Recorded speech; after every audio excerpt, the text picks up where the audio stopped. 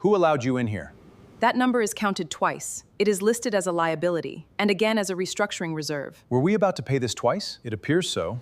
What department are you in? The billionaire CEO was in shock when the poor girl walked into the wrong room and ended up saving $57 million for the company. Before we start the story, tell us in the comments, which city are you watching from? And at the end, do not forget to rate this story from 0 to 10. Enjoy the story. The coffee flew before Harper Lane even understood what was happening. She saw the thermal cup slipping from her fingers in slow motion, the hot liquid drawing a perfect arc in the air, and whispered to herself, "No, no, no, no, too late." The coffee landed with surgical precision on top of what looked like a translucent chip the size of a coin, glowing with blue light in the center of the mahogany table. The expensive object began to hiss. Then it released a small cloud of smoke, and then it simply stopped working. Harper froze. Of course, because today was not hard enough already. 12 men in suits, 3 impeccable women, a gleaming mahogany table dominating the entire room, and projected on the wall in letters that could be seen from space. Acquisition proposal, $700 million. She blinked once, twice, and finally processed the information her exhausted brain had been trying to shout for at least 10 seconds. Room 1804. I saw the number. I am sure I saw the number. But of course, it was not the right room. Everything had started 20 seconds earlier in the hallway on the 18th floor, when Gary, the 55-year-old security guard obsessed with protocol, raised his hand trying to warn her. His deep voice had begun to form the words, "Protocol, miss." That is not the room. But Harper had already rushed past him like an out-of-control train, holding the report folder against her chest as if it were a shield. 28 hours of non-stop work pumping caffeine and desperation through her veins. She only needed to deliver those numbers. Simple as that. Except now, standing in the middle of a meeting clearly worth $700 million, with coffee running down the sleeve of her blazer and a smoking prototype on the table, Harper realized nothing was simple. Especially when the projector shut off. Completely. The giant screen on the wall went black. The indicator lights on the ceiling blinked twice. Total electronic silence. Harper looked at the smoking prototype, at the dead projector, at the entire room of executives staring at her as if she had just set the building on fire. And then she whispered, or at least thought she whispered, "Goodness, I am going to be fired in my first week." Pause. She looked at the man sitting at the head of the table. At least the CEO is handsome. Silence. The kind of silence that comes before earthquakes, tsunamis, and the end of the world as we know it. Harper blinked. Wait. She looked around. Everyone was staring at her. No, please, no. A blonde woman with eyes sharp as a razor, who seconds earlier looked ready to call security, was red. Not from embarrassment, from concentrated anger. And the man at the head of the table? Ethan Callahan, CEO, Billionaire. A man who appeared on magazine covers with the expression of someone calculating probabilities while other people breathed. He raised one eyebrow. Just one, but it was enough. Harper felt the floor vanish under her feet. I said that out loud. It was not a question, it was the acknowledgement of total defeat. Ethan tilted his head slightly as if he were observing a rare scientific phenomenon. The corner of his mouth twitched, only for half a second, but Harper saw it. Yes, his voice was calm, controlled, almost polite. "You did." Harper closed her eyes and whispered to herself, "All right, perfect. Now I just need a hole to crawl into and..." 47 seconds. She opened her eyes. Ethan was looking at his watch, a flawless Patek Philippe on his left wrist. From the moment you walked in until the complete system failure, he observed Harper with that same scientific curiosity. 47 seconds. Impressive. Harper blinked, trying to process. He timed the chaos. Not to embarrass me, but because he always times things. She looked at his fingers resting on the table with almost perfect symmetry. At the expensive yet discreet watch. At the way he did not waste a single movement. Obsessive, controlled, and lonely? Harper had no idea where that thought came from, but it stayed. The blonde woman stood up sharply, her chair almost tipping backward. Before speaking, she quickly smoothed her hair with her hand, fixing invisible strands, even though there were no cameras in the room. Harper noticed the gesture and thought, third time in less than a minute, she's not vain, she's nervous. The woman's voice came out cold, controlled, sharp. Ethan, get her out of here. Now. Meredith Voss, VP of Operations. Harper recognized her from the corporate photos, but in person she was even more intimidating. Perfect hair, high heels, the posture of someone who was used to winning every battle. But then Harper saw the look Meredith gave Ethan. It wasn't just anger, it was fear. She's afraid of him, or of losing her position? Harper took a step back, trying to find the door with her eyes while still holding the folder of reports against her chest. I'm sorry, I just thought this was the room.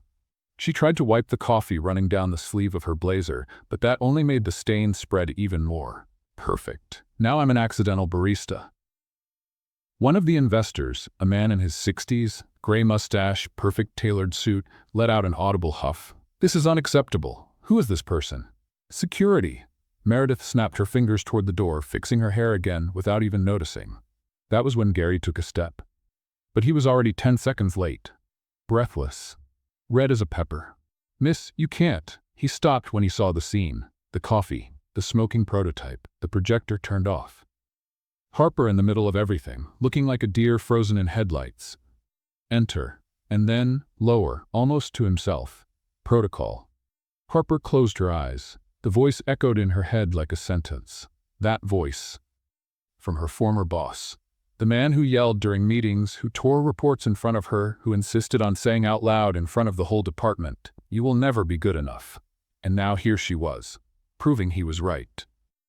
Her hands trembled. She held the folder tighter, trying to look calm, professional, anything other than the walking disaster she clearly was. Harper whispered to herself, "Okay. Breathe. Just leave the room. Pretend you have dignity." But when she opened her mouth to speak, her voice came out weaker than she intended. "I'll leave. I'm sorry. I just mixed up the rooms. It won't happen again." Leave it." Ethan's voice cut through the air like a blade. Everyone turned to him. He hadn't moved. Still seated, his hands resting calmly on the table, his eyes fixed on Harper with that same expression of scientific curiosity. Meredith frowned, fixing her hair again. "Ethan, you cannot be serious." "She stays." Just like that, as if he were saying it might rain. The silence that fell over the room was even heavier than before. Harper felt the floor disappear under her feet. "Wait, what?" Sorry, what?" Ethan finally stood up. He was tall, and when he moved, there was an economy of motion that made every step seem intentional, timed, purposeful. He walked to the end of the table, stopped a few feet from Harper, and tilted his head. "You're holding financial reports." It wasn't a question. Harper looked at the folder she was still pressing to her chest. Yes, but they're not for this meeting. Which department?" "Oh, operational risk analysis." His eyes lit up, for just 1 second, but Harper saw it. Ethan extended his hand. "Show me." Harper blinked. "Now?" "You already interrupted a $700 million proposal." He glanced at his watch again. "And destroyed our prototype. So yes, now." Harper thought, 90% chance I get fired. 100% chance I faint before that. Meredith stepped forward, her face red, fixing her hair for the 4th time. "Ethan, this is absurd. She is not part of this meeting. She clearly—" "Meredith." Ethan didn't take his eyes off Harper. "Sit down." It wasn't a request. It was a command. Meredith returned to her chair, but the look she threw at Harper could have melted steel. Harper swallowed hard. Her hands were still shaking as she opened the folder and took out the reports. Ethan took them, flipped through quickly, and Harper realized he wasn't reading. He was scanning, line by line, column by column. Like a machine programmed to detect patterns, Harper whispered softly, more to herself. "Okay, it's fine. He'll just look and dismiss me. Breathe. You survived worse things, like she couldn't think of anything worse than that moment." After exactly 15 seconds, Harper was sure he was timing it. Ethan lifted his eyes. "These projections? Column J, line 47. He pointed. "Explain."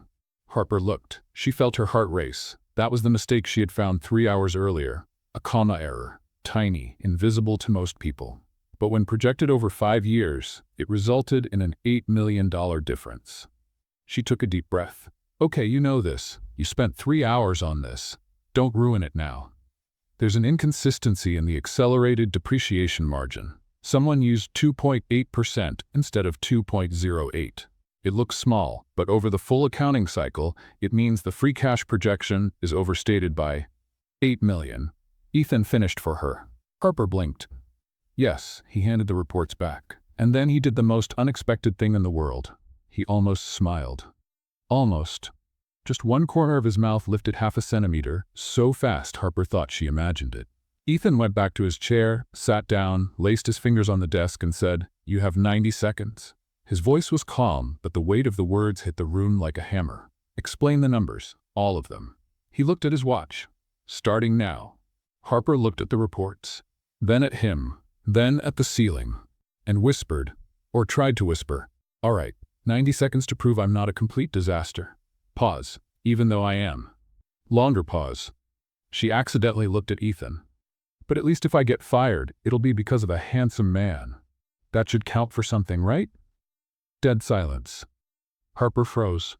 "No, please tell me I didn't." Gary, at the door, covered his face with both hands. Meredith looked like she was about to have a stroke. One of the investors coughed to hide a laugh. And Ethan? Ethan was looking at her with that neutral expression, but his eyes brightened just for a second before he said, in a perfectly controlled voice, 85 seconds now. Harper swallowed hard. "You heard everything, didn't you?" "Yes." She closed her eyes. "Of course you did." And then, because apparently the universe had decided she hadn't suffered enough, Harper thought, "All right, but why does he have to be handsome and smart? That's not fair." Ethan tilted his head. 78 seconds. Harper's eyes flew open. "Wait, did I say that out loud again?" "No." He almost smiled again. Almost. "But you tend to. So I thought I should let you know the clock is running." Gary made a strangled sound at the door that might have been a suppressed laugh. Harper felt her face burn. But then she looked at the reports in her hands. The numbers she had checked 3 times. Alone. In the middle of the night. While everyone else had already gone home. "You know this. You are good at this, even if no one ever told you." Harper straightened her coffee-stained blazer, took a deep breath, and started talking. Not because she wasn't scared, but because she was. And the more she spoke, the steadier her voice became.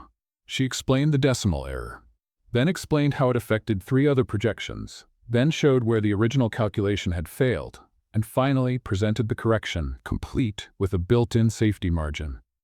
When she finished, she realized the room was silent, but not the same silence as before. A different one. Ethan checked his watch. 82 seconds. He looked up at her. "You had 8 to spare." Harper had no idea what to say. One of the investors leaned forward. "Wait, she's saying our base projection is wrong?" Ethan didn't take his eyes off Harper. "She's saying someone sabotaged the numbers." Pause. "And I agree with her." Meredith went pale. And Harper realized in that exact moment that she had just stepped into a war she didn't even know existed. Gary, by the door, whispered softly, "Protocol broken." Ethan stood, took Harper's reports and turned to Meredith. "Meeting suspended. I want a full audit of the numbers by tomorrow at 9.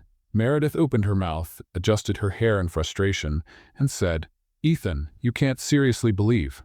9. He cut her off, then looked at Harper. "You. My office. Now," and he walked out. Harper stood there, holding the empty folder, the coffee-stained blazer, and a heart pounding like a drum. Gary came closer and whispered, "Miss, I'm not sure if you just saved your job or signed your sentence." Harper looked toward the door Ethan had gone through. "I'm not sure either." Harper followed Ethan down the hallway like she was being escorted to her own end. She whispered to herself, "All right, breathe. He's just going to fire you. It's quick, painless, like pulling off a bandage that pays your rent, but do you talk to yourself often?" Harper froze. Ethan had stopped in front of a frosted glass door with the initials EC engraved in silver metal. He looked at her over his shoulder. "How much did you hear?" "Everything about the bandage that pays rent." Harper closed her eyes. "Of course you did." The corner of his mouth twitched. "Almost." He opened the door. Ethan Callahan's office was exactly what Harper expected. Minimalist, flawless, intimidating. A glass and steel desk at the center, shelves arranged by height, an entire wall of glass overlooking the city. Harper thought, "Of course, even his office looks like it has never made a single mistake in its life." "Sit." She sat in the black leather chair and immediately sank about 4 inches. Ethan stayed standing, flipping through the reports at an unbelievable speed.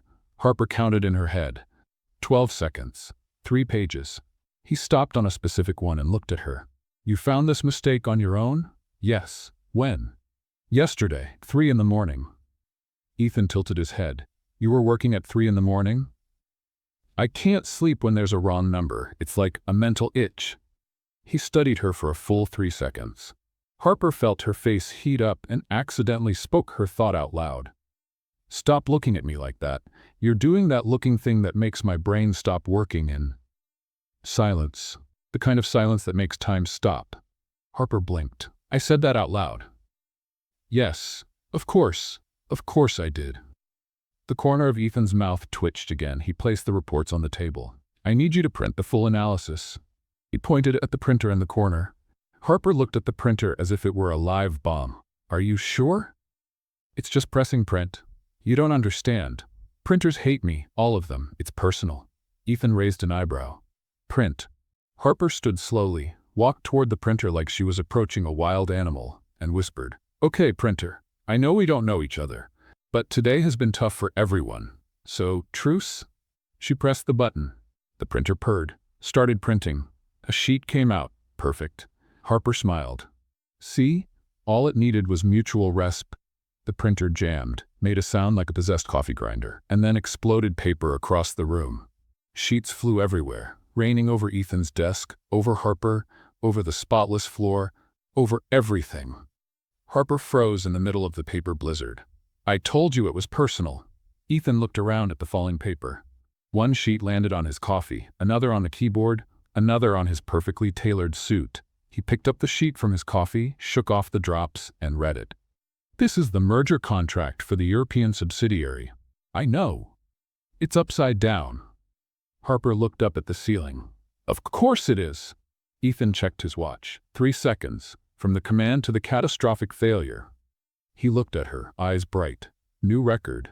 Harper grabbed a sheet that had landed on her head. Can I put that on my resume? The corner of his mouth twitched again. This time longer. Almost half a second. That was when the door opened.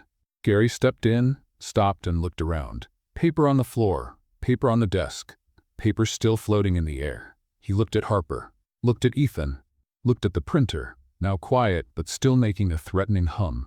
Gary crouched, picked up a sheet from the floor with solemnity, and said, Protocol. Paper? Harper covered her face with her hands. Gary, I swear, Protocol states that in case of an operational disaster, the area must be. He looked around again. Contained. Gary placed the sheet back exactly where he had found it. Left. Closed the door. Silence. Harper looked at Ethan. Ethan looked at the door. Then he did something Harper did not expect. He laughed. It wasn't loud, just a short, low sound like it escaped before he could stop it, but it was real. Harper blinked. You just laughed? Ethan cleared his throat, his expression going back to neutral immediately. No, you laughed. I was coughing. You laughed. Pick up the papers. Harper started gathering the sheets from the floor, still trying to process the fact that Ethan Callahan, billionaire CEO, man who timed his own life, had just laughed because of her. She was almost done when the door opened again. Gary stepped in holding a cup of coffee as if it were a sacred relic. Protocol, miss. He extended the cup with reverence. You need fuel. Harper accepted the coffee, confused. Gary, you brought coffee. For me? Protocol states that employees in extreme risk situations require nutritional support. He looked around at the scattered paper. And you are definitely in an extreme risk situation. Ethan, without taking his eyes off the screen, thank you, Gary. Gary left again. Harper looked at the coffee. Then at Ethan. He sees me as an emergency case? Ethan finally looked at her. You destroyed an $8 million prototype in 47 seconds. Pause. And now you killed my printer in 3. Longer pause. Yes. Harper took a sip of the coffee just to have something to do with her hands. Then his computer made a sharp beep, then another. The screen turned blue. Critical system error. Harper raised both hands, still holding the coffee in her right one. I did not touch anything. The computer restarted on its own. Black screen. Company logo. Loading. Ethan looked at the screen. Then at Harper. Then at the distance between her and the computer, almost 6 feet. You were on the other side of the room. I know, and even so, it failed. This is not normal. No. Ethan tilted his head, watching her with genuine scientific curiosity. It's not. He picked up his phone and typed something. 2 minutes and 22 seconds of downtime. Harper covered her face with her hands. You are documenting how often I break things. I'm recording a statistically unlikely pattern. That's not a pattern, it's a curse. Curses don't exist. There is always logic. Harper let her hands drop and looked at him, exhausted. And then she thought, or at least she thought, okay, but why does he have to be handsome, intelligent, calm, and obsessed with efficiency? That should be illegal. No one should be allowed to be like that. The universe is teasing me. Silence. The kind of silence that makes stars collapse. Ethan stopped typing, slowly lifted his eyes. Harper felt the blood leave her face. No. You said that out loud. Again. No, I didn't. Yes, you did. Harper leaned back in the chair, heart which spun violently, and she had to grab the table to avoid falling. The coffee almost flew. She managed to save it, but the chair kept spinning, a full turn. Harper closed her eyes, waiting to die from embarrassment. When the chair finally stopped, she opened her eyes. Ethan was looking at her, and the corner of his mouth was trembling again, more than before, almost a real smile. He cleared his throat. Are you all right? No. Harper adjusted her blazer with what was left of her dignity. I will never be all right again. I'm moving to Canada and becoming a hermit. You don't like cold weather. Harper blinked. How do you know that? You mentioned it in your HR profile. Climate preference, mild. You read my HR profile? I read every profile from the risk analysis team when I took over the merger. He went back to the computer as if that were completely normal. Efficiency. Harper didn't know if she found that strange or something else she didn't want to name. Ethan took a new folder and placed it on the desk in front of her. I need you to review these numbers. Same analysis as yesterday. Look for inconsistencies. Harper looked at the papers. Endless columns of projections, contracts, margins. This is the entire contract? Yes. 700 million? Yes. Harper pulled the folder closer and opened it. Her eyes scanned the first page, and she saw it. Row 94, column F, a number that didn't match. There's another mistake here, Harper pointed. Currency conversion rate using the March value, but the contract is dated June. The difference is small, but 2.5 million. Harper looked at him, surprised. How do you know? Because I saw the mistake yesterday. Ethan leaned forward. And you saw it in 15 seconds. Her heart sped up. Not from fear, from something else. That was when the door opened without knocking. Meredith walked in, her heels striking the floor with every step. She stopped when she saw Harper, and then, automatically, like a reflex, fixed her hair. Harper noticed the movement, once, twice, 3 times in 5 seconds. She's nervous. But why? Harper followed Meredith's gaze, straight to the open folder on the desk. She wants to know what I'm seeing, what he's showing me. Meredith looked around, searching for something. Her eyes landed on the security camera in the corner of the ceiling. She fixed her hair again, turned her face slightly to the left, adjusted it one more time. Harper whispered without meaning to, She is posing? For the security camera? Ethan, without looking, She does that for every camera in the building. Harper choked on her coffee. Meredith finally seemed satisfied with the angle and turned to Ethan, smiling. Cold. Calculated. Ethan, I need to speak with you. A deliberate pause. In private. Ethan didn't move. I'm busy. It's urgent. Define urgent. Meredith tightened her jaw, fixed her hair again. It's about the mistakes mentioned in the meeting. The air grew heavy. Ethan looked at the clock. You have 3 minutes. Meredith looked at Harper, the smile still on her face but her eyes cold. Alone, Ethan. Ethan finally stood up, but did not step away from the table. Harper stays. Explosive silence. Meredith blinked, as if she had been slapped. With all respect, she is not part of the board. This is... She found 2 mistakes that 3 auditors missed. Ethan crossed his arms. She stays. Harper looked from one to the other, feeling like she had just been thrown into the middle of a war. Meredith fixed her hair for the 7th time, smiled again, but this time the smile was directed at Harper. All right, let's talk, the 3 of us. She sat in the chair across from them, folded her hands, tilted her head. Harper, right? How long have you worked here? 5 days.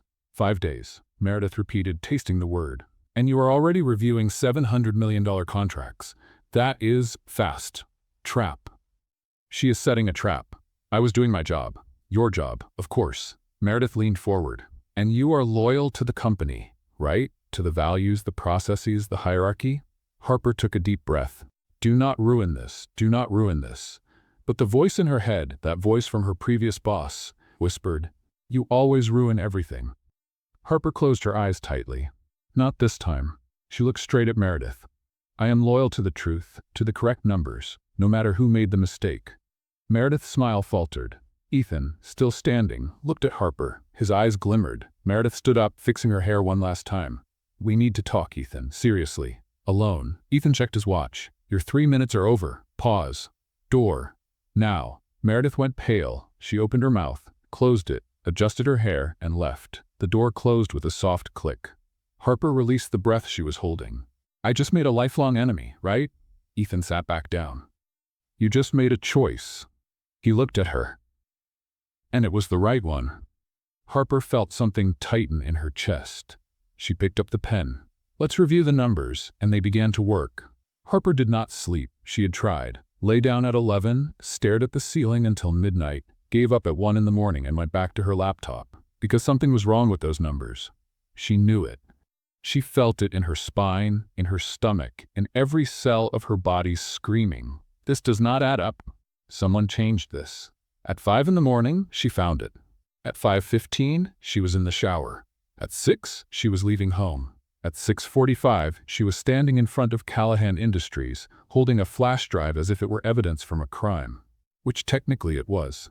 Gary saw her arriving and raised his hand like a traffic guard. Protocol, miss. Badge. Harper showed the badge hanging around her neck. Gary narrowed his eyes. Closer. She took a step. He examined the badge as if it were a forged document. Protocol approved. Harper started walking past him. Miss. She stopped.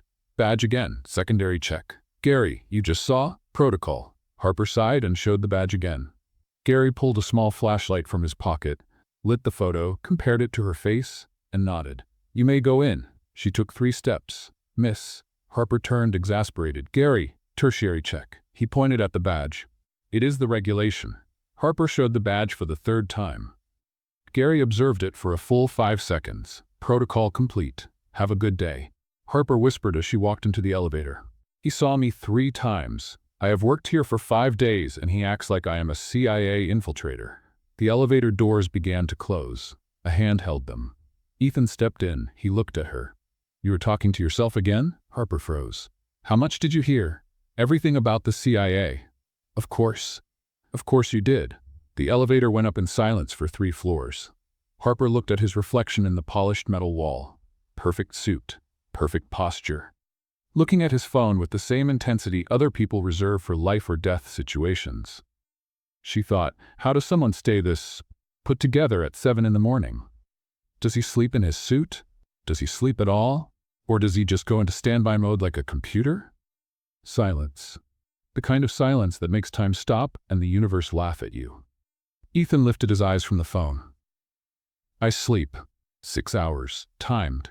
Harper closed her eyes and let the back of her head rest lightly against the elevator wall. One day I will learn to keep thoughts inside my head. Statistically unlikely. Thank you. The corner of his mouth twitched. The doors opened on the 22nd floor. Harper walked out quickly before she could say anything else out loud and destroy what little dignity she had left. But Ethan followed. You are here early. I found something. In the numbers. He stopped walking. Show me. 10 minutes later, Harper was in the executive boardroom. The big room. The room where million-dollar decisions were made. The room where she definitely should not be. But Ethan had insisted. And now she was connecting her laptop to the projector, her hands slightly trembling as she opened the file. The room began to fill. Executives entering, coffee in hand, quiet conversations, curious looks in her direction. Meredith was the last to walk in. She stopped at the door the moment she saw Harper. She looked around, searching for cameras. Found one in the upper right corner of the ceiling. Fixed her hair, twice, 3 times. Turned her head slightly to the left. Fixed it again. Harper whispered to the laptop. She is posing. Again. For the security camera.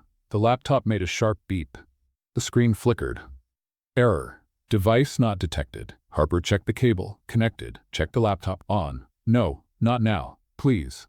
She unplugged it, plugged it back in. The projector made a loading sound, and then the screen turned blue, completely blue, with a blinking message, connection failure.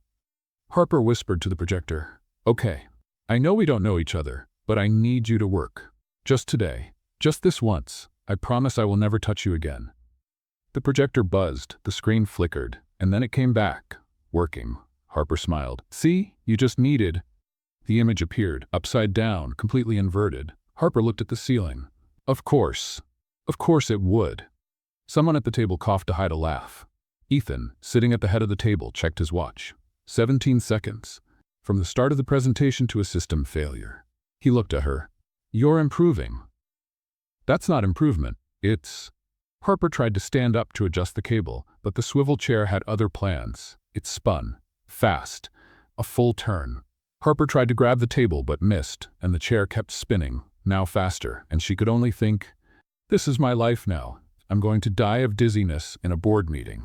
The chair finally stopped, because Ethan had grabbed it, with one hand, without even looking. Perfect reflex. Harper was facing him now, her hands still gripping the arms of the chair, her heart pounding like a drum. "Are you all right?" "No." "Great, continue." Harper blinked. "Continue. Spinning?" The corner of his mouth twitched again. "Continue the presentation."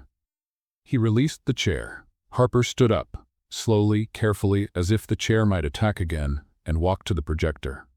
She adjusted the cable. The image flipped to the correct side. She took a deep breath, turned to the room, and began. "I found an inconsistency in the merger contracts. Someone changed key values in the revenue projections. The difference looks small, but over 5 years." She clicked to the next slide. The numbers appeared, red in specific columns. The company would lose $17 million. Silence. One of the executives, a man around 50, gray suit, reading glasses, leaned forward. "Wait, you're saying our numbers are wrong?" "I'm saying they were changed." Harper clicked again. "Here is the original file, and here is the revised file." She pointed. "Look at the timestamp. The original was created in March. The revised one was modified 2 weeks ago." Meredith, sitting 3 chairs to the left of Ethan, laughed. It wasn't a friendly laugh. "With all due respect." She fixed her hair, searching for a camera again. "How many days have you worked here?" 6. 6 days. Meredith smiled. Cold. "And you're accusing our audit team of making a $17 million mistake?" "I'm not accusing them of a mistake." Harper held the remote firmly, her hands sweating. "I'm saying it was intentional." The room exploded in whispers. Meredith stood, her nails tapping on the table. "This is ridiculous. She has been here for 3 days and she thinks she can." 6, Harper corrected. "It's been 6 days. Meredith turned red. "That is irrelevant. How can we trust the word of someone who—" "Numbers don't lie." Ethan's voice cut through the air like a blade. "People lie." Dead silence. Everyone turned to him. Ethan was looking straight at Meredith, his expression neutral, but his eyes cold. "Harper, continue." Harper took a deep breath. "Don't stop. Not now." The voice in her head, that voice, whispered, "No one will believe you. They never do." But she looked at the numbers on the screen and remembered why she had stayed up all night, because she believed. The file was modified using executive-level credentials. Harper clicked to the next slide, which means only someone with VP-level access or higher could have done this. She looked directly at Meredith, and the timestamp shows exactly when. The screen showed, modified on October 14th, 11:47 p.m., 2 days before the original presentation to the board. Harper continued. Enough time for no one to notice before the approval. The executive with glasses grabbed his tablet, checked something, and looked at Ethan. "She's right. The timestamps match." Meredith went pale. "That proves nothing. Anyone with access could—" "How many people have VP access in this division?" Ethan asked, still not looking away from her. 3, the executive answered. "And who was in the office that night?" Silence. Meredith fixed her hair. 4 times, quick, nervous. I was finishing reports, but that doesn't mean—" "Alone?" Ethan tilted his head. "Yes, but after 11 at night? I work late. That's not a crime." "No." Ethan stood. "But altering contracts is." The entire room held its breath. Meredith opened her mouth, closed it, looked around like a cornered animal. "You can't prove it was me." Harper clicked the remote one last time. The screen showed the system's access log, user, MVOS, Action. File modified. Date 10/14/11:47 p.m. Silence. The kind of silence that comes right before an earthquake. Meredith looked at the screen, then at Harper, then at Ethan. I can explain. No need. Ethan said, his voice calm but heavy like lead. Meeting's over. Meredith, my office. Now. He left the room without looking back. Meredith followed him, her heels hitting the floor like a sentence. The door closed. Harper stood in front of the projector, the remote still in her hand, her heart pounding so hard she was sure everyone could hear it. The executive with glasses stood up, walked to her, and held out his hand. Good work. Harper shook his hand, still processing. I thank you. He smiled. You're brave. Most people would have let it go. He walked out. One by one, the other executives left too, some with a nod, others whispering to each other. Until the room was empty. Just Harper. And the projector, which chose that exact moment to turn off by itself. Harper looked at it. Now you work properly after it's over? The projector didn't respond. She unplugged the laptop, put away the flash drive, and stepped out of the room. Gary was in the hallway, standing, still, as if guarding the door. He looked at Harper. Protocol completed, miss. Harper blinked. Gary, you watched? He didn't answer, just nodded once, and then did something surprising. He smiled. Protocol broken, he said, in the best way, and he walked away. Harper stayed alone in the hallway, trying to process everything that had happened in the last 20 minutes. Then her phone vibrated. A message. My office. When you're ready. Harper looked at the message, took a deep breath, and went. When she entered the office, Ethan was standing in front of the window, hands in his pockets, looking down at the city. He didn't turn when she walked in. You knew it would come to this. It wasn't a question. I suspected. But you presented it anyway. The numbers were wrong. Harper closed the door. I couldn't let it slide. Ethan finally turned, and for the first time since Harper had met him, he smiled. Not the almost smile, not the slight twitch at the corner of his mouth. A real smile. Small, but real. You fight with furniture, he said, and with technology, and apparently with VPs too. Harper couldn't hold it. She laughed. It's a natural talent, clearly. He walked to the desk, picked up a folder, and handed it to her. From now on, you report directly to me. Full audit of all merger contracts. No filters, no prior approval. If you find anything wrong, he looked straight into her eyes. I want to know. Harper took the folder, surprised by its weight. And Meredith? Suspended. Formal investigation starts tomorrow. Ethan went back to his chair. You did your job. I'll do mine. Harper nodded, turned to leave, and stopped at the door. Ethan's? Thank you for believing. He didn't answer for 3 seconds. And then, I didn't believe in you. A pause. I believed in the numbers. A longer pause. But the numbers wouldn't have appeared without you. Harper smiled and walked out. When the door closed, she leaned against it for a moment, holding the folder against her chest, and whispered to herself, You did it. You really did it. The voice of her former boss went quiet for the first time in years. Harper had been staring at the email for 3 minutes. From Ethan Callahan, subject, strategy review. Message, dinner today, 7 p.m. I need to discuss the next steps of the audit. Aurelio Restaurant. Dress code business casual.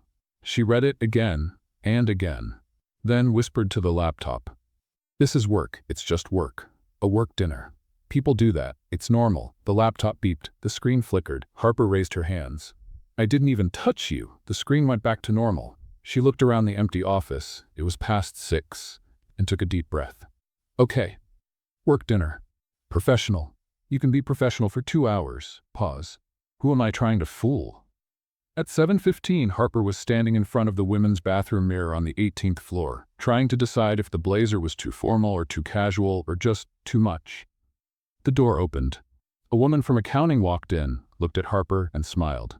Are you okay? Yes. Totally. Very okay. Harper adjusted the blazer for the 5th time. Just checking if I don't have paper stuck on me, or coffee, or, I don't know, evidence of general disaster. The woman laughed and went into a stall. Harper looked at her reflection one more time and whispered, Don't ruin this. It's just dinner. People have dinner. You've had dinner before. She left the bathroom and almost ran into Ethan. He was standing in the hallway, his perfect suit replaced by dress pants and a button-down shirt. No tie, top 2 buttons open. Harper froze. Harper thought, Okay, but this should be illegal. No one should be allowed to look like that after a full day of work. This isn't fair. This isn't. Are you ready? Harper blinked. How long was I standing here? 8 seconds. And you were timing it. Always. He almost smiled. Shall we? On the way to the restaurant, Harper stayed quiet in the back seat. Driver up front, Ethan beside her, checking emails on his phone. She looked out the window, watching the city go by, and thought, this isn't a date. It can't be. He's a CEO. I'm me. This is professional. Audit, numbers, work. The car stopped in front of a building with a glass facade and golden lights. A valet opened the door. Harper stepped out and looked up. Aurelio, elegant letters. Red carpet at the entrance. A doorman in a tuxedo. She whispered, okay, this place has more forks than I know how to use. And, wait, she pointed discreetly.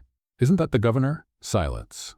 Ethan, stepping out on the other side of the car, said calmly, because he eats here every Thursday.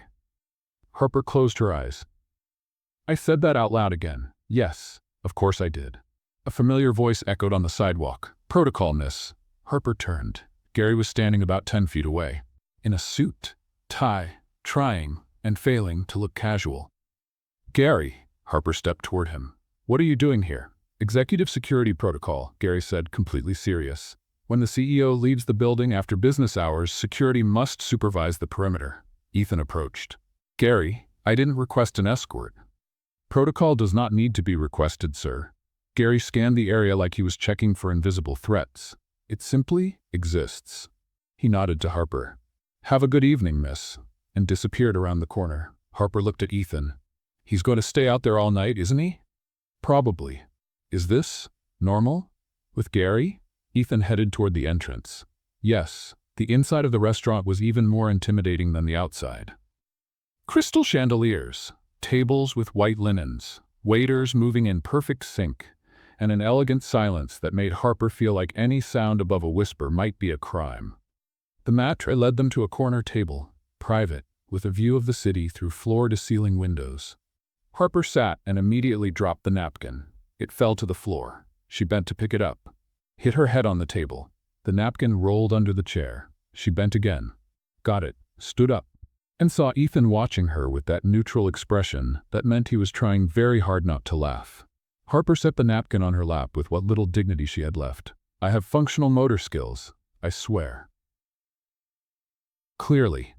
A waiter appeared with 2 leather menus. Good evening. May I offer you something to start? Water? Wine? Harper looked at the menu. Water, please. Excellent choice, the waiter pointed. We have a selection of imported mineral waters. May I recommend the Chateau Vitesse?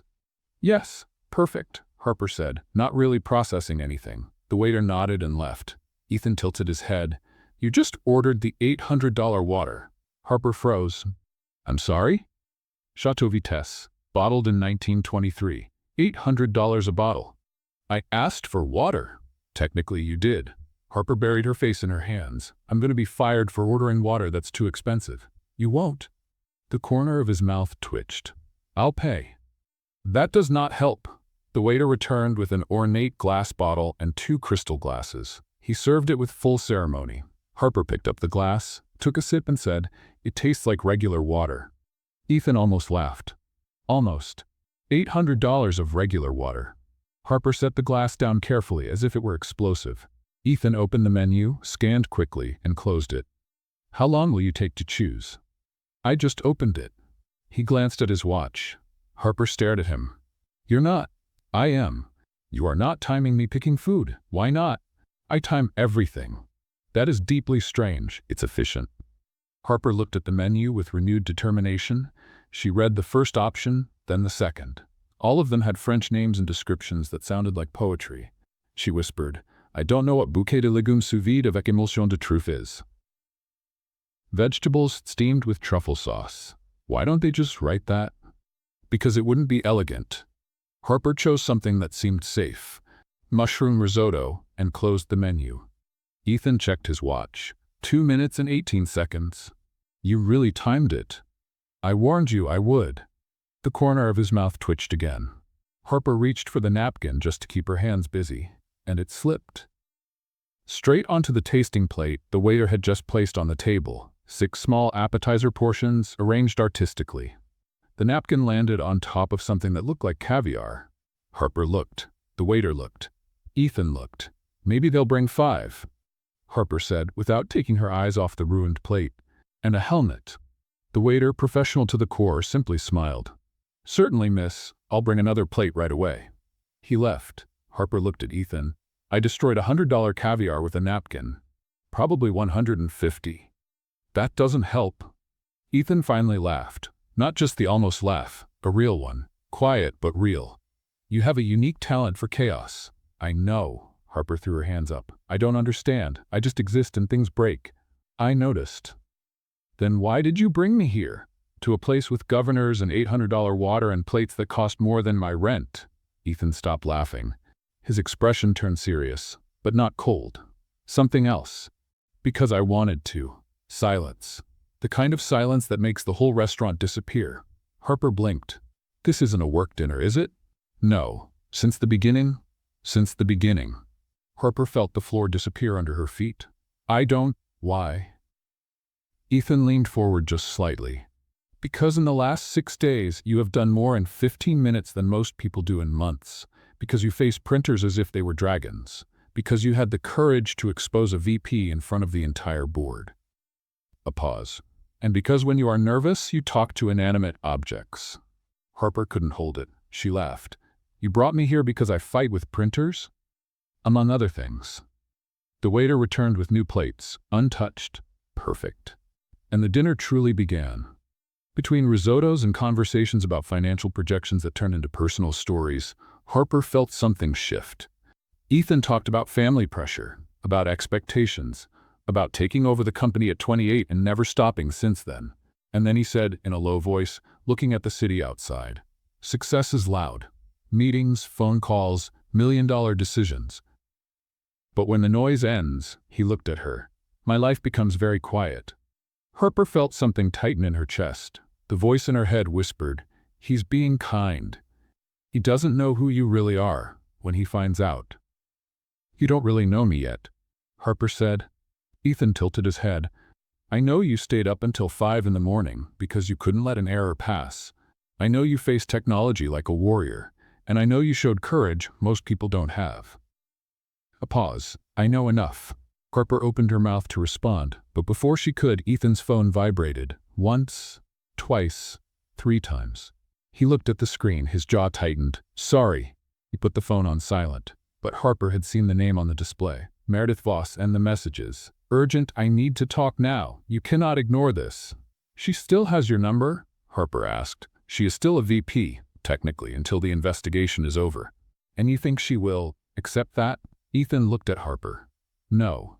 The phone vibrated again. Ethan turned it off completely. "But tonight is not about her." He reached out his hand across the table. Harper looked at his hand, then at his face, and then, before she could overthink it, she held it. His fingers were warm, steady, and for the first time in years, Harper didn't feel out of place. That was when the lights flickered. All of them. The entire restaurant went dark for 2 full seconds. Then came back. All the customers looked around, confused. The maitre appeared apologetic. "My sincere apologies. Electrical issue. It's already resolved." Harper still had her hand intertwined with Ethan's, but her other hand had touched the table at the moment of the scare. Ethan looked at her hand on the table, then at the chandelier above, then at her. "You touched the table." "I know. And the lights went out." "I noticed." The corner of his mouth trembled. "Fascinating." "It's not fascinating. It's a curse." Ethan didn't let go of her hand. He only interlaced his fingers with hers more firmly. "I don't care if you turn off the entire city." Harper felt her heart race, and for the first time she didn't try to hide it. On the other side of the restaurant, hidden behind a pillar, a man in a discreet jacket lifted his phone. Click. The photo captured, hands intertwined, smiles, the shining city behind them. And before dawn, the image was already on every business news website. Harper woke up with her phone exploding. 17 messages, 9 missed calls. She opened her eyes, still half asleep, and tapped the first notification. It was a link. She opened it and froze. Headline: Billionaire CEO Ethan Callahan seen at intimate dinner with mysterious employee. Below it, the photo. She and Ethan, hands intertwined, smiling. Harper sat up in bed and whispered, "Oh no." The phone rang. Ethan Callahan, she answered. Did you see it? I did. His voice was calm, controlled. Where are you? At home.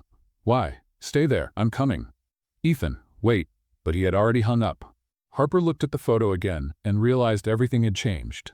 Harper walked into the building at 8:15 in the morning.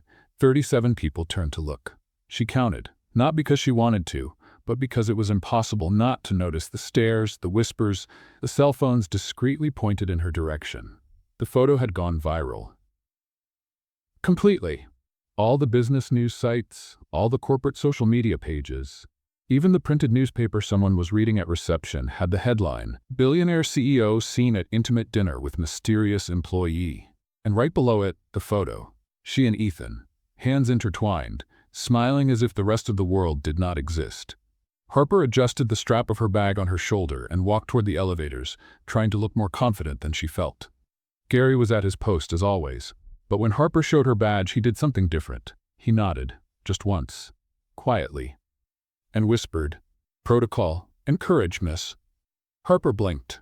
"Gary, did you see the photo?"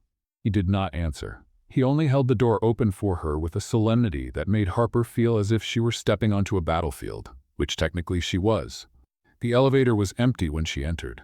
Harper looked at her reflection in the polished metal and whispered, "All right, so now everyone thinks you are, what? Dating the CEO? Using charm to move up in the company? Being the mysterious employee who appeared out of nowhere and the doors opened on the 18th floor." Ethan was on the other side, looking directly at her, dead silence. Harper closed her eyes. "How long have you been standing there?" "Since dating the CEO," she covered her face with her hands. One day I will learn to keep thoughts inside my head." Ethan stepped into the elevator. The doors closed. "Statistically unlikely. You do not have to agree so fast." The corner of his mouth twitched. He pressed the button for the 22nd floor. "Meeting in 15 minutes. Main room, full board." Harper felt her stomach drop. Because of the photo, because of many things. Ethan looked at her. "The photo is just the most recent one. Meredith will be there?" "Yes. Even while suspended. She is still a VP until the investigation is officially closed." Pause. "And she asked to present clarifications about the errors found." Harper understood immediately. "She's going to blame me. She will try. And you think I can, what? Defend myself?" Ethan turned to her. Fully. Firm posture, eyes straight into hers. "I know you can." The elevator stopped, the doors opened, and Ethan walked out without looking back, as if he had not just said the most important thing Harper had heard in years. 15 minutes later, Harper was sitting in a chair at the back of the main boardroom. The big room.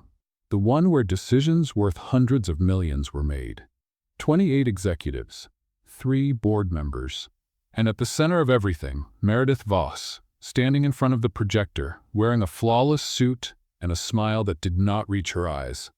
Harper watched her walk in. Meredith had stopped at the door, looked around, and located the security cameras. 2 of them, one in each corner of the ceiling. She adjusted her hair for the left camera, turned slightly, adjusted it for the right camera, smiled, and then she saw Harper. The smile froze for half a second, but she fixed her hair again, 3 times. Quick. Nervous. Harper whispered to the glass of water on the table. "She is scared. That is why she wants me here. To use me as a scapegoat." The glass did not respond, but Ethan, seated 3 chairs ahead, turned his head slightly. He had heard. Of course he had. Meredith cleared her throat and began. "Good morning. Thank you for being here. I know everyone has seen the calculated pause. Recent news about our company." She clicked the remote. The screen showed the photo, Harper and Ethan, at the restaurant, hands intertwined. "But I am here today to talk about something more serious than photos." Meredith smiled. Cold. "I am here to talk about mistakes. Serious mistakes that almost cost the company $17 million. She clicked again. The screen showed a document. Audit report, responsible, Harper Lane, and right below in red, critical error detected. The entire room turned to look at Harper. 28 people, all staring. Harper felt her hands sweat, her heart race. The voice in her head, that voice, whispered, "You are not good enough. You never were. And now everyone is going to know." Her hands trembled under the table.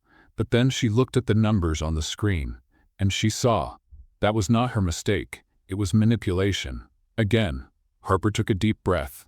Not this time, Meredith continued, her voice full of fake concern. As you can see, Miss Lane, who has worked here for exactly 1 week, made a fundamental mistake in the risk analysis. A mistake that, if it hadn't been detected by my team, would have. May I see the timestamp of that file? Harper stood up. Everyone turned to her. Meredith blinked, clearly not expecting an interruption. Excuse me? The timestamp. Harper walked to the front of the room, her heart pounding like a drum, but her voice steady. When was this file created? Meredith fixed her hair. That is irrelevant. Actually, it's extremely relevant. Harper held out her hand. May I use the laptop? Meredith hesitated, but with the whole room watching, she had no choice. She handed over the remote. Harper plugged her flash drive into the presentation laptop. The system loaded, and that was when the mouse froze. Completely. The cursor stopped in the middle of the screen. Harper clicked. Nothing. Clicked again. Nothing. And then the screen turned blue. Critical system error. Silence in the room, the kind of silence that makes time stop and the universe laugh. Harper looked at the ceiling. Seriously? Now? Someone coughed to hide a laugh. Meredith smiled, triumphant. It seems even the technology agrees that. The door opened. Gary walked in, holding a new mouse in his hand. He walked toward Harper with the same solemnity he would use to carry a medal of honor. He placed the mouse on the table in front of her. Protocol. Backup. Harper blinked. Gary, you brought a spare mouse? Protocol anticipates technological failures in critical moments. He looked at the old mouse with visible disdain. Especially with Miss Lane present. And he left, closing the door behind him. Silence. And then 3 people laughed. Not loudly, but enough. Harper plugged in the new mouse. It worked perfectly. She opened the file Meredith had shown, found the properties, and projected them on the screen. File created October 18, 2:23 p.m. Last modified October 19, 11:51 p.m. Modified by MVOS. Harper turned to the room. This file was created by me on the 18th at 2 in the afternoon. She pointed, but it was modified the next day at 11:51 at night by Meredith Voss. Meredith went pale. That doesn't prove. It proves you altered my work. Harper clicked to the next slide. And here's the original file. No errors. Nothing that could cost the company $17 million. She looked directly at Meredith. You planted the mistake to discredit me, to make it look like I am incompetent. The room burst into whispers. Meredith fixed her hair 4 times, 5, searching for cameras that might save her somehow. I can explain. No need. Ethan stood, his voice calm but heavy as lead. The system logs already explained everything. He looked at the rest of the room. Harper Lane found errors that cost this company millions. She exposed sabotage, and now you've seen her be attacked publicly for doing the right thing. Pause. Does anyone have any doubt about who should stay in this company? Silence, and then one person started clapping, one of the older executives, then another, and another, and soon the entire room was applauding, standing, a full standing ovation. Harper stood at the front of the room, the remote still in her hand, tears burning behind her eyes but refusing to fall. Ethan was applauding too. But he wasn't looking at the presentation, he was looking at her, and for the first time in years, Harper didn't feel small. Meredith tried to slip out quietly, but when she walked past Harper, she stopped, leaned close enough so no one else could hear, and whispered, "This isn't over." Harper turned to her and whispered back, "You're right. Because now it's a criminal investigation." Meredith turned white and left. The room slowly emptied, executives stopping to shake Harper's hand, to congratulate her, to tell her she had done the right thing. When the last one left, only 2 remained. Harper and Ethan. He walked toward her. "Have you ever considered paper?" Harper laughed, the kind of laugh that comes after letting go of a whole week of tension. Paper doesn't have a timestamp. Fair. He stood in front of her, his hands in his pockets, his expression neutral but his eyes bright. "Thank you," Harper said. "For believing." "I didn't believe in you." Harper blinked, confused. "You didn't?" "No." Ethan took a step closer. "I trusted you. It's different." And then he did something Harper didn't expect. He smiled. For real. Not the almost smile. Not the corner of the mouth twitch. A real, full, devastating smile. "Besides," he said, "you've already proven that when things freeze, you don't stop." Harper felt her face warm. "It's a questionable talent. It's the best kind." Ethan's phone vibrated. He looked at it. His expression changed. "What?" Harper asked. He turned the screen toward her. It was an email from the legal department. Subject: Meredith Voss investigation. Urgent update. Additional documents found. Evidence of fraud in multiple contracts over the last 18 months. Estimated amount $47 million. We recommend immediate action.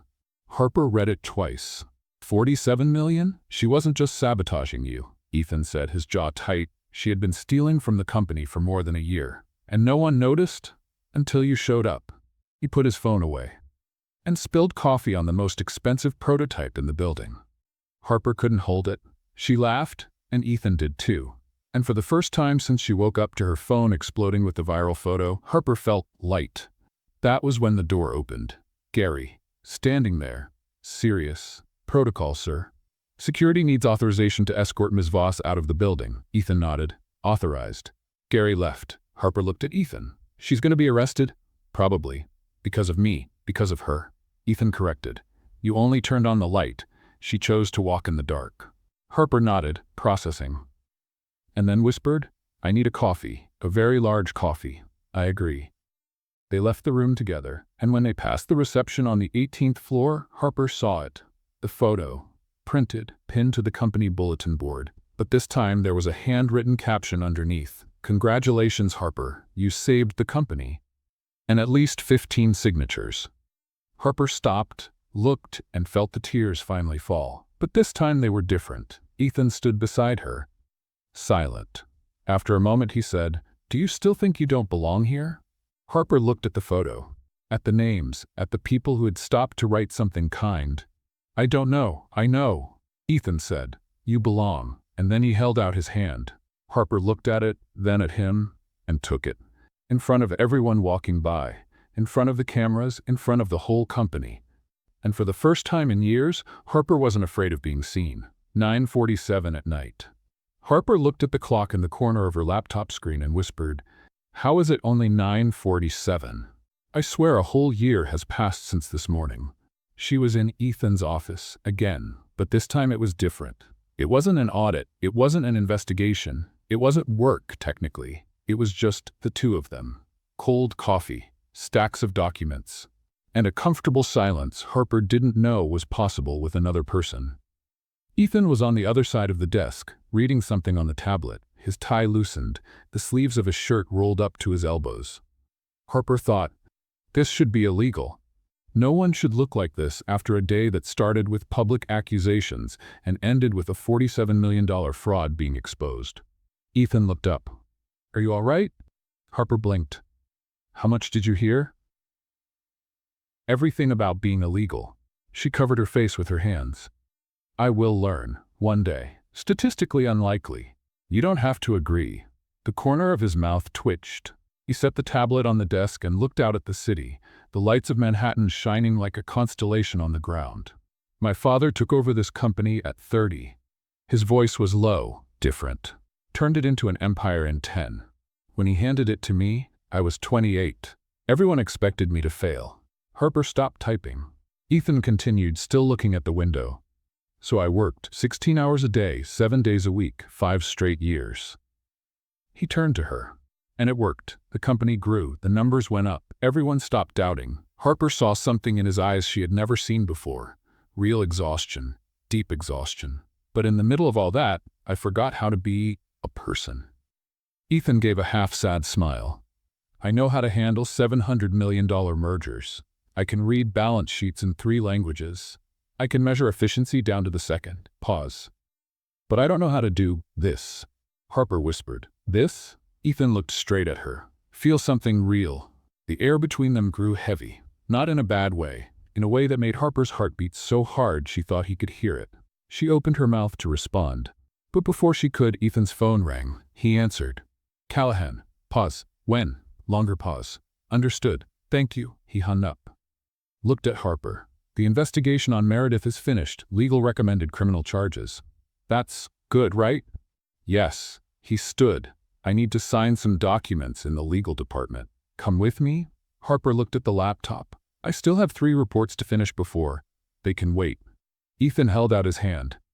"Come on." Harper shut the laptop, took his hand, and ignored how perfectly his fingers fit with hers, and they headed to the elevator. The hallway on the 22nd floor was empty, silent, only the sound of their footsteps echoing across the marble. Ethan pressed the elevator button. The doors opened. They stepped inside, and that was when everything went wrong. The doors closed, the elevator started going down, and then it stopped, completely. The lights flickered once. Harper looked around. It stopped. Ethan pressed the lobby button again. Nothing. I noticed. What do we do? Ethan pressed the emergency button. We wait. We wait? Mechanical systems are unpredictable. Harper turned to him, eyes wide. Did you just say unpredictable about an elevator? Yes. Elevators should not be unpredictable. That was when the elevator moved, quickly. 4 inches, and stopped again. Both froze. Harper whispered, "It moved." "It's fine. You just said it's unpredictable." The elevator creaked. Without thinking, Ethan grabbed her hand, firm, warm, steady. The elevator stopped creaking. Silence. Harper looked at his hand holding hers. Ethan looked too, realized, but didn't let go right away. They stayed like that for 3 seconds. 4, 5. Then he released her. Slowly.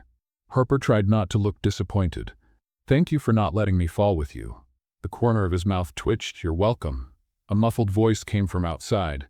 "Emergency protocol. Are you alive in there?" "Gary." Of course it was Gary. Harper yelled, "We're alive." "Protocol requires verbal confirmation from both occupants." Ethan stepped closer to the door. "I'm fine, Gary." "Protocol complete. Attempting manual access." Harper whispered. "What is manual access?" Metallic noises started on the other side. Something banging, something scraping. Gary shouted, "Applying the emergency lever." Harper looked at Ethan, horrified. "He has a lever?" "Apparently." "Is that safe?"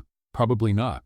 More noise, more scraping, and then the elevator started working again. Slowly, it went down to the lobby. The doors opened. Gary was standing there, holding a metal bar the size of his arm. Harper stared at the bar. Then at Gary. "Gary, you were going to open the elevator with that?" "Mechanical emergency protocol," he said, absolutely serious, as if explaining quantum physics. "That is a lever. Protocol doesn't specify tools, only results." Ethan walked past him, clearly holding back laughter. "Thank you, Gary." Gary lifted the bar like it was a royal scepter. "Protocol complete." Harper stepped out of the elevator on shaky legs. She whispered to Ethan, "I am never using an elevator in this building again." "You work on the 18th floor." "I know." They went to the legal department, using the stairs, signed the documents, and went back to the 22nd floor. By stairs. 22 floors. When they reached the top, Harper was breathless, leaning against the wall, trying to recover. "I need a gym membership." Ethan wasn't even sweating. "Do you want water?" "I want new lungs." He almost laughed. They walked toward his office. The hallway was empty, silent. Just the two of them and the city glowing through the floor-to-ceiling windows. Ethan stopped in front of his door, but didn't open it. He turned toward Harper, and she turned toward him. The space between them was small, very small. Harper could see details she had never noticed before. The tiny scar above his left eyebrow, the way he breathed slowly, controlled, as if holding himself back from doing something.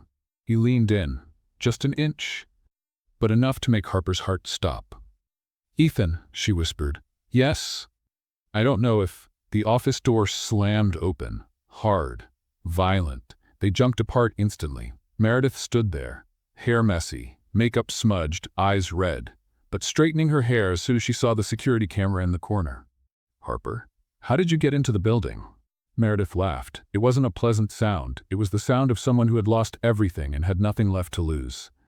"I built half this security system," she spat. "You think a deactivated badge stops me?" Ethan stepped in front of Harper. "You're trespassing." "I worked here for 10 years, Meredith screamed. 10 years building this company while you played perfect CEO. She pointed at Harper. "And now you're replacing me with her?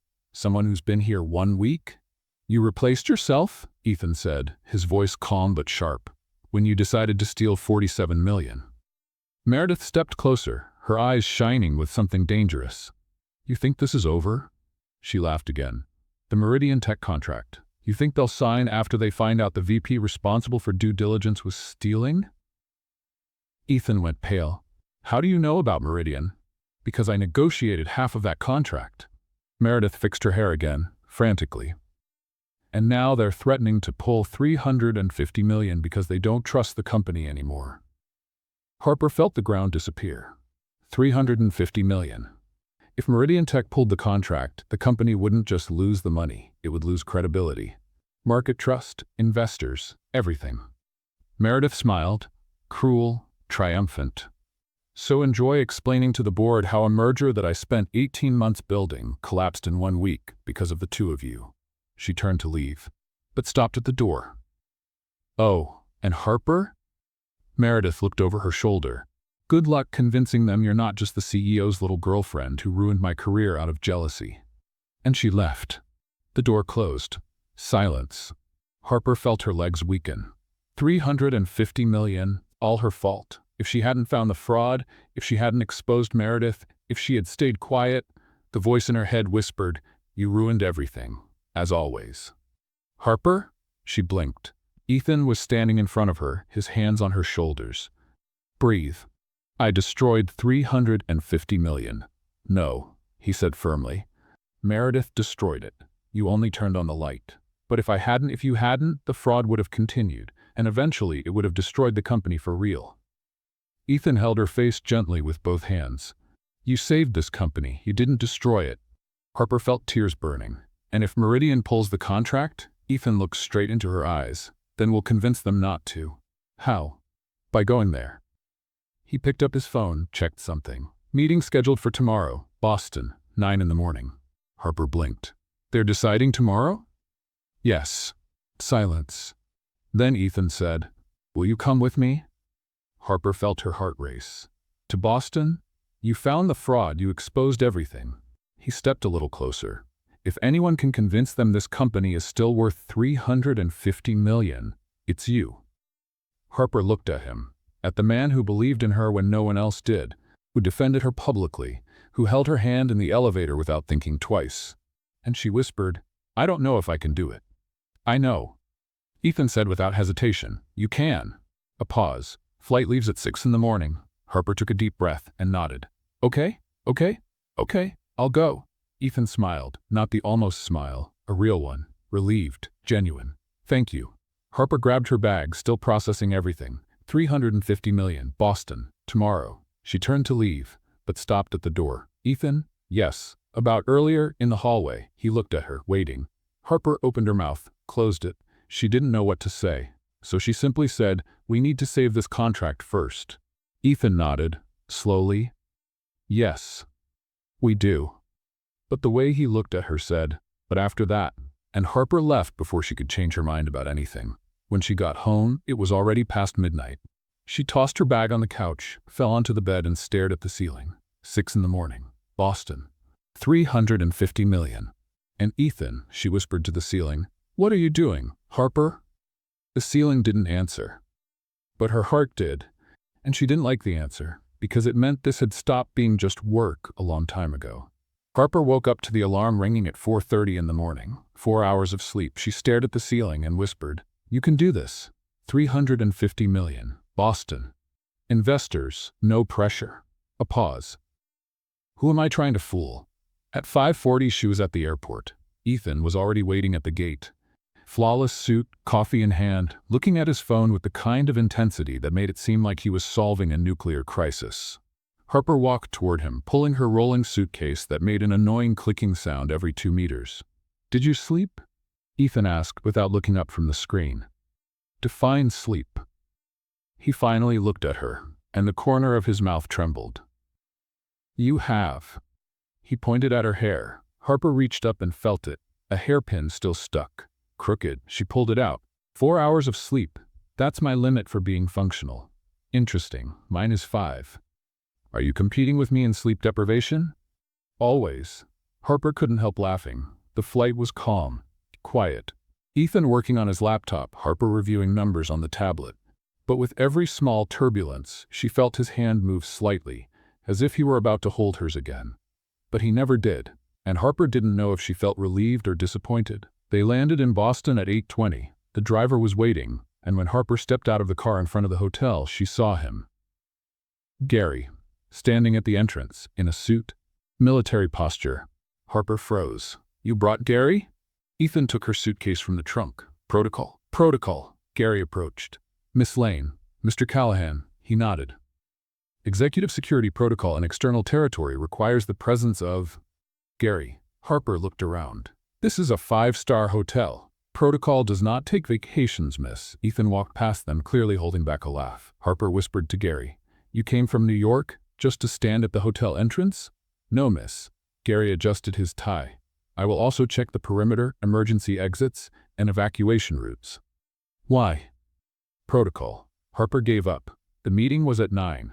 They had 25 minutes. Harper changed clothes in the hotel room. New blazer, heels she had not worn in months, makeup applied at record speed. When she went down to the lobby, Ethan was waiting. He looked at her, stopped, and for 3 seconds just looked. Harper felt her face warm. What? Nothing. He cleared his throat. Are you ready? Yes. But the way he had looked said something else. Meridian Tech's headquarters was 10 minutes from the hotel. Glass building. Modern. Intimidating. When they entered the meeting room, 5 executives were waiting. 3 men, 2 women, all with expressions somewhere between skeptical and hostile. Meridian's CEO, a man around 50, gray hair, thick-framed glasses, pointed to the chairs. Sit. It was not an invitation. It was an order. Ethan and Harper sat. The CEO crossed his arms. I will be direct. We discovered that the VP responsible for the due diligence on our contract was involved in a $47 million fraud. Pause. Why should we trust that the rest of the company is not equally compromised? Ethan opened his mouth to answer, but Harper spoke first. Because I found the fraud. Everyone turned to her. And who are you? One of the executives asked. Harper Lane, operational risk analyst. She looked directly at the CEO.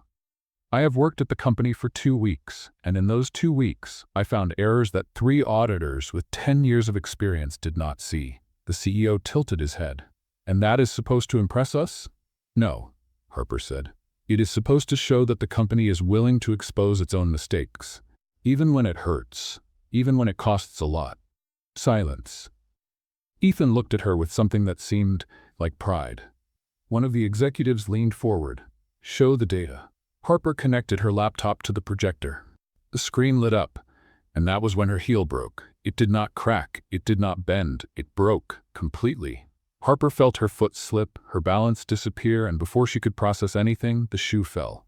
On the floor, in the middle of the room, loud sound, metallic. Everyone looked. Harper froze, one bare foot on the cold floor, the other still with a shoe. Ethan bent down, picked up the broken shoe from the floor, and handed it to her, as if it were a pen.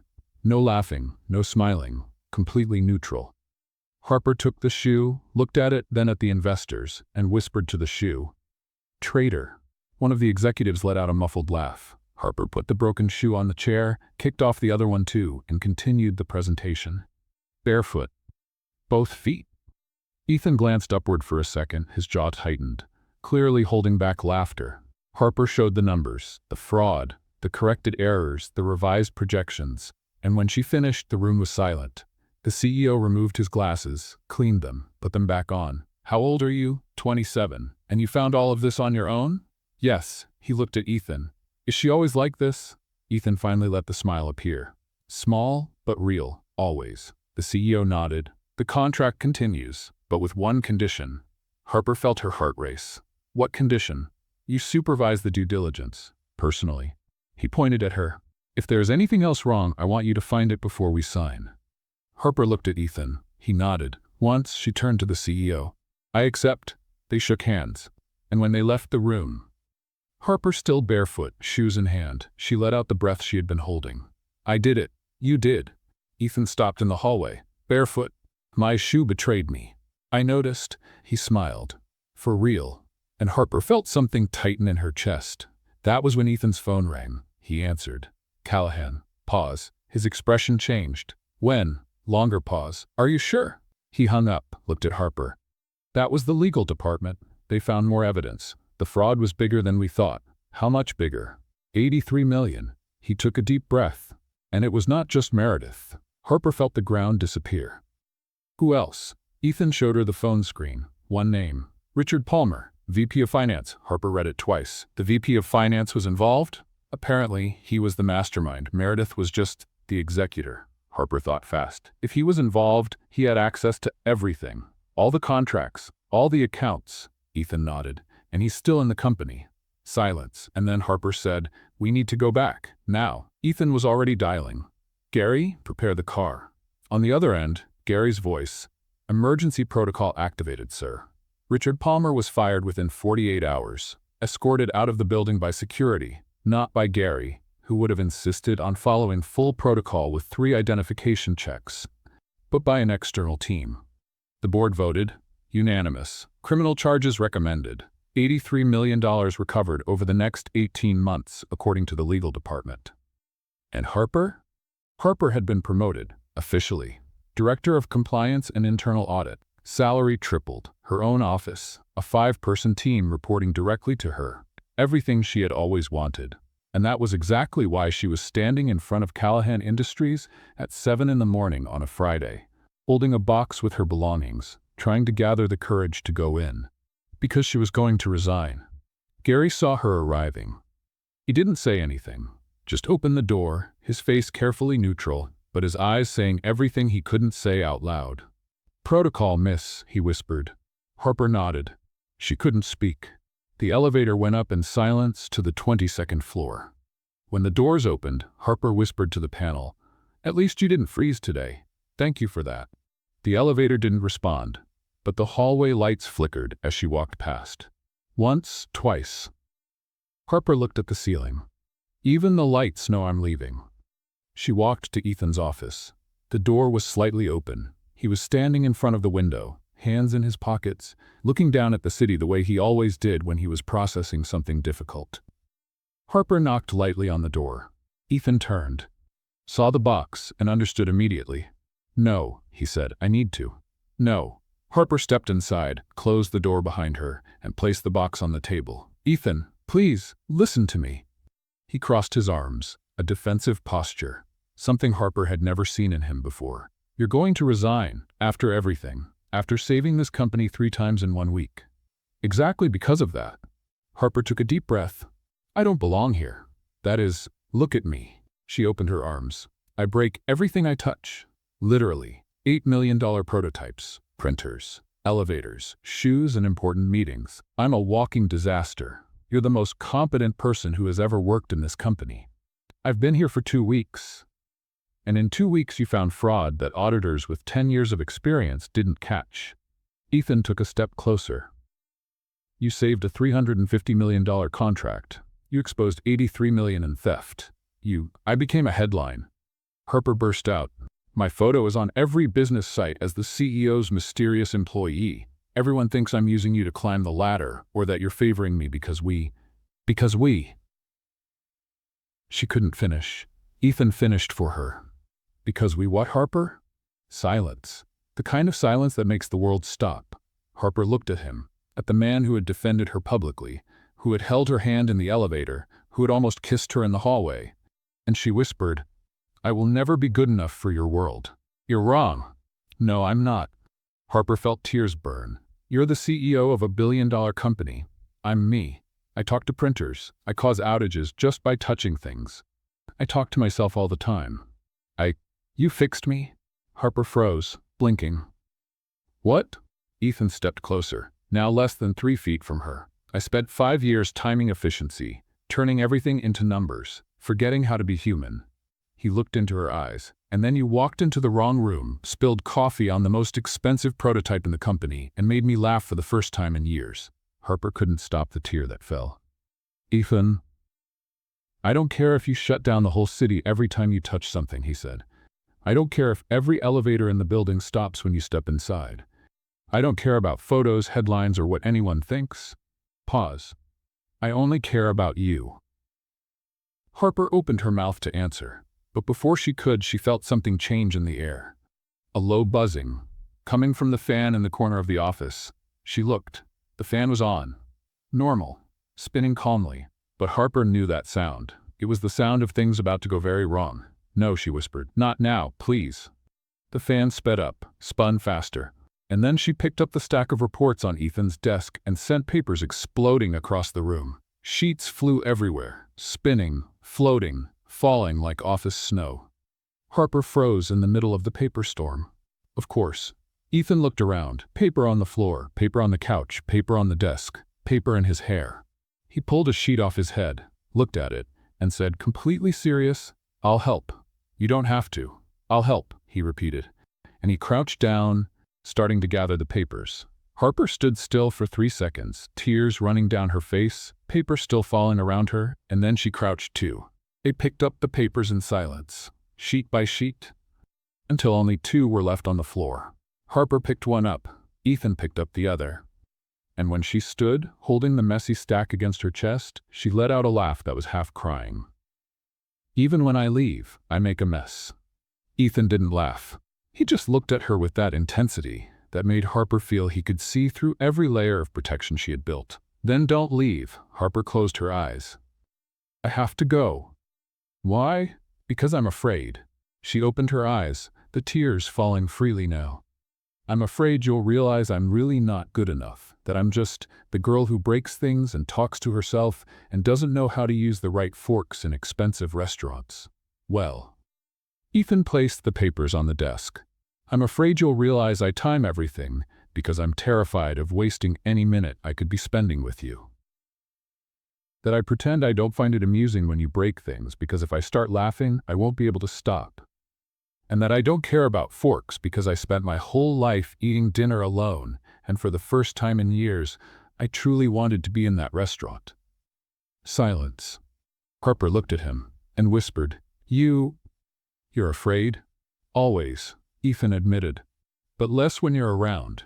Harper felt something break inside her, all the voices saying she wasn't good enough, that she didn't belong, that she always made a mess, and for the first time she didn't hear them. But she still placed the box back on the desk. "I need time," she said, her voice shaking, "to process all this, the promotion, the headlines, us." Ethan nodded. Slowly. "How much time?" "I don't know." He looked at her for a full 5 seconds and then said, "All right." Harper blinked. "All right, if you need time, I'll give you time." Ethan took a step back. "But I won't accept the resignation. You come back when you're ready. And if I don't come back," the corner of his mouth trembled, sad, still trying. "You'll come back." Harper picked up the box, walked to the door, stopped, turned. "Yes, thank you for believing." He didn't answer. He just nodded. Harper walked out. The hallway lights flickered as she passed. Ethan saw it through the office's glass wall. And for the first time in years, he didn't time anything. He just stood there watching her leave. Gary was at the lobby reception. When Harper walked by, he didn't say anything. He just nodded. Once. Slowly. His eyes saying, "Protocol for a broken heart. There's no manual for that." Harper left the building, got on the subway, went home, and cried. The next day, Saturday, Harper woke up to someone knocking at the door. It was 10 in the morning. She was in pajamas, messy hair, eyes red from crying all night. She opened the door without looking through the peephole, and froze. Ethan was standing in the hallway of her building, not in a suit, in jeans, a long-sleeve shirt, no tie, holding 2 cups of coffee and a small box. Harper blinked. "How do you know where I live?" "HR?" He held out one of the coffees. "May I come in?" Harper looked at him, at the coffee, at the messy apartment behind her, and whispered, "You shouldn't be here." "I know," Ethan said, "but you said you needed time. You didn't say I couldn't bring coffee while you process." Harper couldn't hold it. She laughed, still crying, but laughed and opened the door. Harper came back on Monday, not because she was sure, but because Ethan had spent the entire weekend in her apartment, drinking bad coffee, eating cold pizza, and convincing her, without saying a word, that maybe, just maybe, she belonged in that place. When she entered the building at 8 in the morning, Gary was waiting. He didn't say protocol, just smiled. Small. Genuine. "Welcome back, miss." Harper felt something tighten in her chest. "Thank you, Gary." She went straight to the 23rd floor, boardroom, because Ethan had told her on Sunday night, Monday 9 a.m. final meeting about the fraud, and Harper needed to be there. When she reached the door, Gary was standing outside again, as always, but this time he whispered, "Protocol says only board members may enter." Pause. "But this time, I'm rooting for you to break the rules." Harper blinked, surprised. Gary opened the door, and she stepped inside. 12 people around the table, Ethan at the head, and across from him, Richard Palmer, the former VP of Finance, with 2 attorneys at his side. He hadn't been arrested yet, high bail, but the case was moving forward, and he still had one last card to play. When Harper entered, he smiled. It wasn't pleasant. "Well, the heroine," he said, his voice dripping with poison.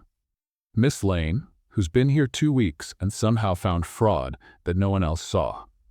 Harper sat down. Her hands trembled under the table. The board chair, a man around 65 with completely white hair, cleared his throat. "Mr. Palmer, you requested this meeting. Explain." Richard leaned forward, confident. "I asked because I believe this investigation was conducted in a biased way." He looked at Harper. "Miss Lane has a personal relationship with the CEO. The photos prove it, and conveniently, every mistake she found points to me and to Meredith Voss."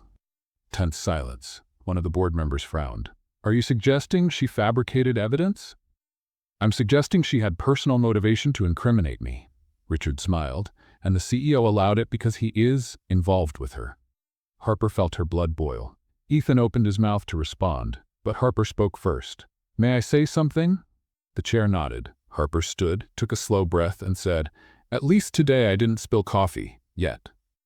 3 people laughed, quietly, but enough to break the tension. Ethan whispered without looking at her, "Don't jinx it." Harper almost smiled. She turned to Richard. "Mr. Palmer, you're right about one thing. I've worked here for just over 2 weeks." Pause. "And in that time, I found $83 million in fraud.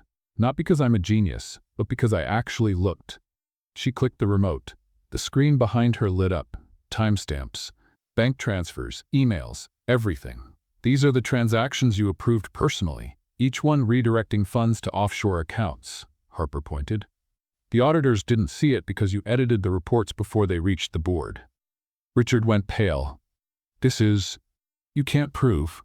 "I can." Harper clicked again. "Here are the system logs, your login, your password, your edits, everything tracked."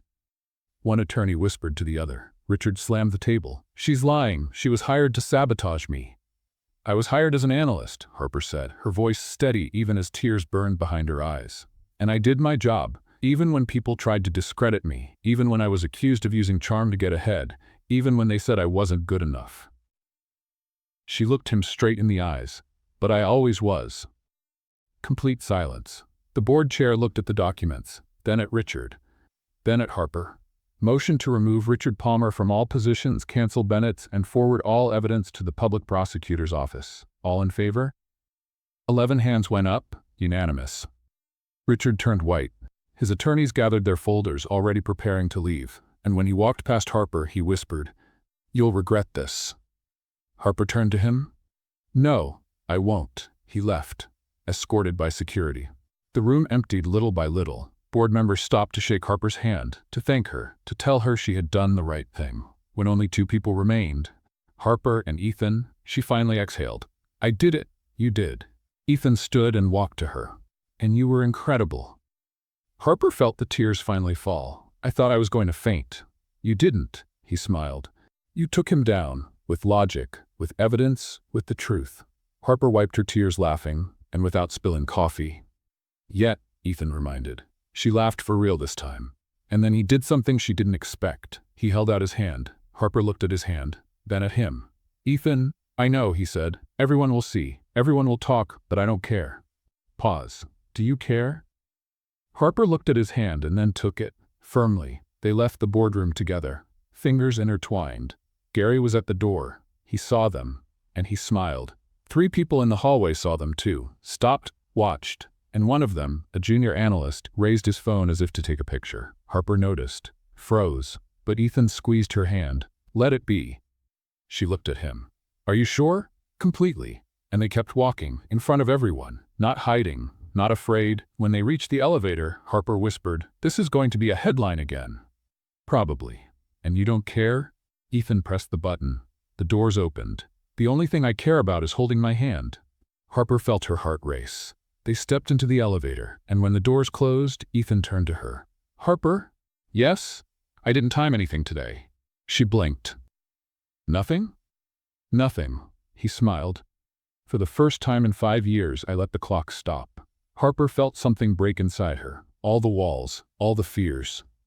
And she did the only thing that made sense. She kissed him. The kiss in the elevator lasted exactly 7 seconds. Harper knew because when she pulled back breathless, Ethan looked at his watch and said, 7 seconds. She blinked. You timed our kiss? Reflex. He almost smiled. Sorry. You timed our kiss. Technically, I timed the duration of lip contact before the enter. Harper kissed him again. This time it lasted 15 seconds. When they pulled back, she whispered, "And now?" Ethan looked at his watch. 5th. She covered his mouth with her hand. "No, don't you dare." The elevator stopped on the 18th floor. The doors opened. 3 people waiting outside froze when they saw the CEO with Harper's hand over his mouth. Harper let go quickly. "Hi," she said. "We were discussing elevator protocols." One of the women smiled. "Of course, protocols." Ethan stepped out of the elevator, still holding Harper's hand, not letting go. They walked down the hallway to the storage room, because Harper had forgotten a report there the Friday before, and when she tried to open the door, it was locked. Great. She looked around. It must be storage 3. She tried the door next to it. It opened. Dark. Harper stepped inside, searching for the light switch. "Why do they have 3 storage rooms?" she complained, running her hand along the wall. "Who needs 3? Ethan stood at the door, watching. "You're in the wrong storage again." "I know." Harper found something on the wall. Flat. Plastic. Found it. She pressed it, and all the lights on the 18th floor went out. Completely. 5 full seconds of total darkness. Silence. Then the lights came back on. Harper froze, her hand still on the switch, which definitely wasn't a switch, but the emergency power panel. Ethan was at the door, laughing. Not the almost laugh, not the contained smile. Laughing for real, loud, free. Harper stared at him. "You are laughing at me." "Yes," he said, still laughing. "You're a phenomenon. I'm a disaster." "Same thing." Harper couldn't hold it. She laughed too. And then Ethan stepped into the storage room, closed the door, and kissed her. Slow, deep. The way he had wanted it since she walked into the wrong room 2 weeks earlier. When they pulled back, Harper whispered, "What if I ruin everything again? Then we fix it." Ethan held her face gently with both hands. Together. That was when his phone rang. He ignored it. It rang again and again. Ethan sighed, picked it up, and answered. "What?" A pause. His expression changed. "When?" A longer pause. "I'm on my way." He hung up, looked at Harper. That was security. Meredith tried to access the file system remotely, from her apartment. But she was fired. Her access was revoked. Apparently she had a back door in the system. Ethan opened the door, and she just tried to erase evidence. Harper felt her stomach drop. She's gonna run. Not if we get there first.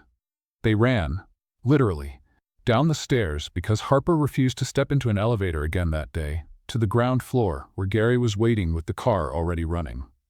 "Emergency protocol activated, sir," Gary said, opening the back door. They got in. The car sped off at a pace that definitely broke several traffic laws. 15 minutes later, they were in front of Meredith's building. 3 police cars were already there, and Meredith on the sidewalk, handcuffed, still trying to adjust her hair while an officer read her rights. Gary stepped out of the car first. He walked toward her with the solemnity of someone carrying out the most important mission of his life. "Protocol, ma'am," he said. "No posing." Meredith glared at him, furious. "I built half this company, and stole $83 million from it." Gary replied, completely neutral. "Protocol now is police custody." He signaled to the officers who placed her in the car.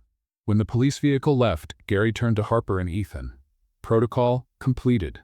Harper couldn't hold it. She hugged Gary. He froze for 3 seconds, clearly unsure what to do. And then, very slowly, he gave her a small pat on the shoulder. "Affection protocol received, miss." Ethan smiled. They returned to the building, and when they entered his office, it was already past 7 in the evening, dark outside, the city glowing through the windows. Ethan finally said, "Harper?" "Yes?" "What do you really want? For us?" She stopped, turned, looked at him. For the man who had defended her from the first day, who had laughed at her chaos, who had held her hand in front of the entire company, who had kissed her in the wrong storage room while half the floor lost power. And she whispered, "I want everything." Ethan took 1 step closer. "Define everything." "Bad coffee in my apartment. Dinners in restaurants where I drop napkins. Meetings where I break things and you pretend you do not find it funny." She smiled. "I want you timing our kisses even when I tell you to stop. I want Gary showing up with protocol. I want us Ethan smiled. So you are staying? I am. At the company and with you. He pulled her closer. Perfect, because I already gave HR your name as my second in command. Harper froze. You? What? Director of Compliance and Audit. You report directly to me. Salary? He looked at his watch. Actually, I will not time this conversation. Harper laughed and kissed him again. This time neither of them counted the seconds. 3 weeks later, the headline was published. Callahan Industries promotes Harper Lane to director after exposing $83 million fraud. And right below, in smaller letters, CEO confirms relationship. She made me stop timing everything. Harper read it on her phone, sitting in her office. Yes, her office, with a nameplate on the door and everything, and whispered, "We made the news again." Ethan walked in, 2 cups of coffee in hand. I know, Gary showed me. 3 times. He printed it and hung it on the security board. Harper laughed. Ethan set the coffee on her desk and said, Harper? Yes? I love you. Silence. The kind of silence that makes the world stop and start again at the same time. Harper blinked. You just said, I love you, he repeated. Since the day you spilled coffee on the prototype and the projector shut off. Harper felt tears burn. That was literally in the first minute we met. I know. Ethan smiled. Terrible timing. She laughed, crying, happy. I love you too, and she kissed him. Her computer beeped. The screen flickered, turned blue. System error. They stepped back, looked at the screen, then at each other, and laughed together. 3 months later, Harper stood in front of the bedroom mirror, looking at the navy blue dress that cost more than her entire salary from her previous job, and whispering, why did I agree to this? Galas are for people who know how to walk in heels without tripping. I am definitely not that person. Ethan appeared behind her in the reflection, adjusting his tie. You look beautiful. I am going to fall.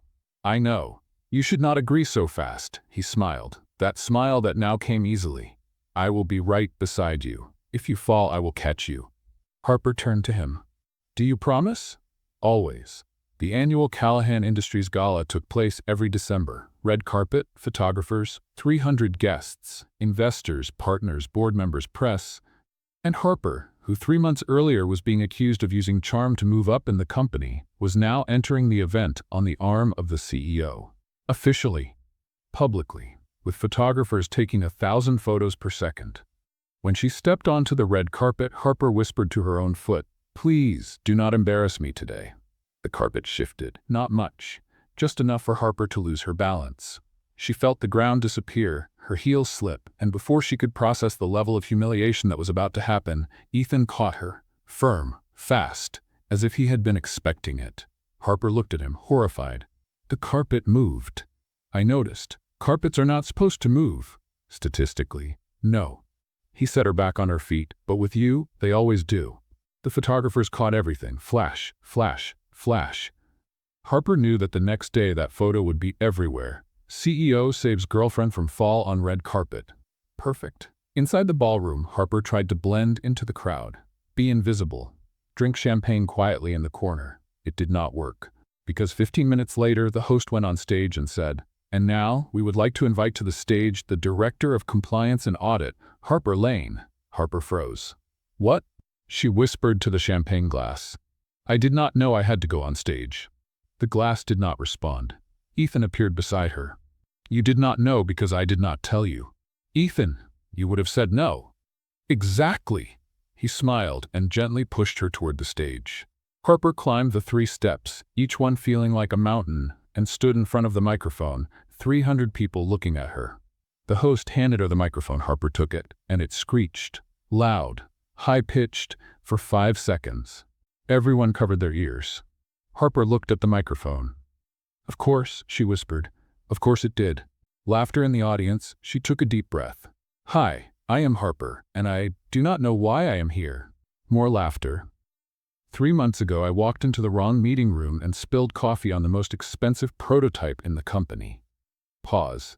And somehow that led me here, so thank you for not suing me. The audience actually laughed now. Harper felt something loosen in her chest. That was when Ethan walked onto the stage. She looked at him, confused. He took the microphone from her hand, gently, and turned to the audience. This woman, Ethan began, his voice steady but full of emotion, saved this company. She found fraud that went unnoticed for years. She exposed $83 million in theft. She saved a $350 million contract. Pause. And she saved me. Absolute silence in the room. Harper felt tears burn. Ethan continued. I spent 5 years timing efficiency, measuring productivity, forgetting how to be human. He looked at Harper, and then she walked into the wrong room and reminded me that some things cannot be measured in seconds, like courage, like integrity, like love. The entire audience was silent. Then someone started clapping, then another, and soon the whole room was standing ovation. Again, Harper was crying now, trying not to smudge her makeup but failing completely. Ethan turned to her and knelt. The entire ballroom gasped. Harper stopped breathing. He took a small box from his suit pocket, opened it, a ring, simple, elegant, perfect, and said, Harper Lane, you knock things over, you turn off lights, you stop elevators, you talk to yourself, and you make technology stop working just by looking at it. Pause. And I cannot imagine my life without any of those things. Harper laughed, crying. Will you marry me? Ethan asked. Silence. Harper looked at him, at the man who believed in her when no one else did, who held her when she fell, who stopped timing the entire world just to spend more time with her, and whispered, Yes. The room exploded. Applause, cheers, photographers going crazy. Ethan stood, slipped the ring on her finger, which was shaking, and kissed her. On the stage, in front of 300 people, with photographers capturing everything, and Harper didn't care one bit. When they pulled back, she whispered, You planned all this? Yes. Including the microphone crackling? No, that was you. Harper laughed, and that was when she saw him, Gary, in the audience, crying, not discreetly. Crying heavily, wiping his eyes with a white handkerchief that looked like it had been prepared specifically for this moment. He saw Harper looking, nodded, once, and then left the ballroom, quickly. 3 minutes later, he returned, red-eyed, handkerchief still in hand, but trying to maintain professional posture. Harper stepped off the stage, Ethan holding her hand, and went straight to Gary. Are you all right? Gary wiped his eyes once more. Protocol, emotions, he said, his voice breaking. There is no manual for this, miss. Harper hugged him, again, and this time Gary didn't hesitate. He hugged her back. Congratulations, Miss Lane, he whispered. Or, future Mrs. Callahan. Harper laughed, crying now too. Thank you, Gary, for everything. When she stepped back, Ethan extended his hand to Gary. Gary, I'd like to make official something that should have happened a long time ago. Gary blinked. Sir? Head of security, immediate promotion, 40% raise, and full authority to hire your own team.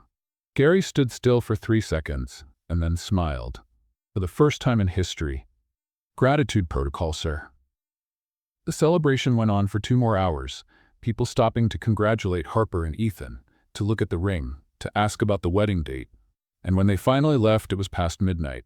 Harper looked at the ring on her finger and whispered, Did this really happen? It did.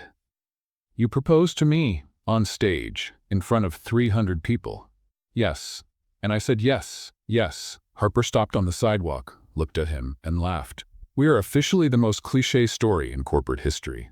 Ethan pulled her closer. Yes, but with more technological disasters. She kissed him. And when they stepped back, Harper whispered, When do we get married? Ethan looked at his watch. Harper covered his hand. No, don't you dare. Time it. He laughed. 2 weeks, if you agree. Harper blinked. 2 weeks? Too long. Too fast. I spent 5 years waiting to find someone like you, Ethan said. I don't want to wait 1 more second. Harper felt her heart melt. Then, 2 weeks. 2 weeks. And when they got in the car, Gary driving, because that was protocol, Harper looked out the window at the Callahan Industries building, shining in the Manhattan night. The place where it all started, where she walked into the wrong room, spilled coffee, broke a prototype, and found everything she didn't know she was looking for. Gary looked at her through the rearview mirror. Happiness protocol completed, miss? Harper smiled. Protocol completed, Gary. And when the car drove off, the building lights flickered, once, like a goodbye, or maybe a welcome to what was coming. 2 weeks went by in a blur. Dress, flowers, invitations, venue. Harper tried to plan everything perfectly. Naturally, nothing went as planned. The florist delivered white roses instead of peonies. The photographer canceled 3 days before.